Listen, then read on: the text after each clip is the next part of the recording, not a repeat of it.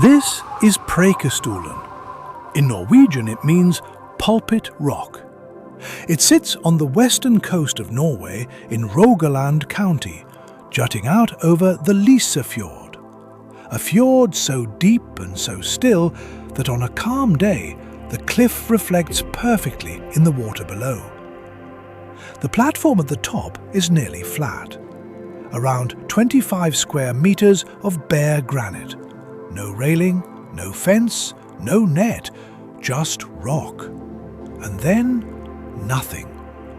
The drop is 604 meters. That's almost 2,000 feet, straight down. To get there, you hike 3.8 kilometers through changing terrain. Birch forest, rocky switchbacks, exposed ridgelines. The elevation gain is around 500 meters. It sounds manageable. For most of the trail, it feels that way. But somewhere in the last kilometer, something changes. The trees disappear. The path gets wider and flatter, and the rock opens up in every direction. And for the first time, you can see the edge. Not the drop, not yet, just the edge. A clean, horizontal line where the granite ends and the sky begins. Most people stop about 2 meters back. Some take another step. Some don't. Standing on Preikestolen is a particular kind of disorienting. The rock is solid under your feet. You know it is.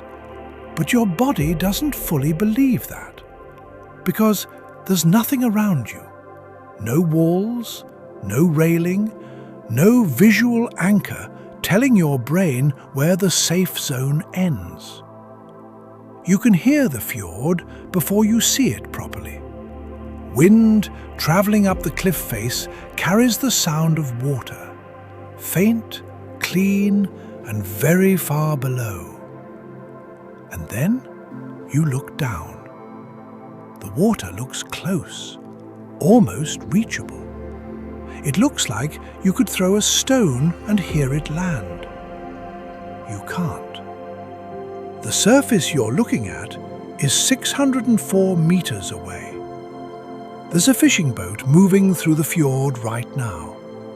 From up here, it looks like something you could pick up with 2 fingers. And then you notice the crack, a fracture running parallel to the cliff edge. It has been there for thousands of years, and every winter it gets slightly wider. The rock underneath Preikestolen is around 270 million years old. The platform itself, that flat, impossible shelf, was shaped by glaciers during the last ice age, roughly 10,000 years ago. As the glaciers retreated, they carved the cliff face and left behind the joint fractures you can see today. Those fractures are filled with water. In winter, the water freezes. Ice expands. The crack opens by a fraction of a millimeter. The same glacier that created this place is, very slowly, still breaking it apart. Geologists monitor the fractures with sensors. The data is ongoing. The conclusion so far is that the rock will not fall in our lifetime. But that conclusion comes with a qualifier. Other formations, monitored with the same certainty, no longer exist. No one knows the exact moment it will fall. It could be a Tuesday morning in February with no one on it. Or it could be long after any of us are here to see it. The rock doesn't operate on our timeline. Every year, more than 300,000 people make the hike anyway.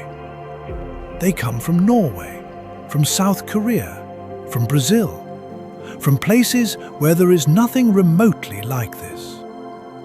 They drive to the trailhead, lace up their boots, and walk for 2 hours toward a cliff edge they saw on a phone screen. And when they get there, many of them freeze. Not from cold, from exposure.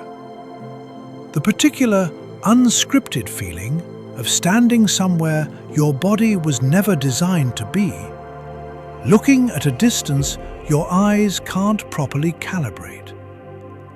It's not quite fear. It's something older than fear. There are taller cliffs. There are more remote places. But very few places where you can stand on solid rock in full daylight and feel this completely at the edge of the world.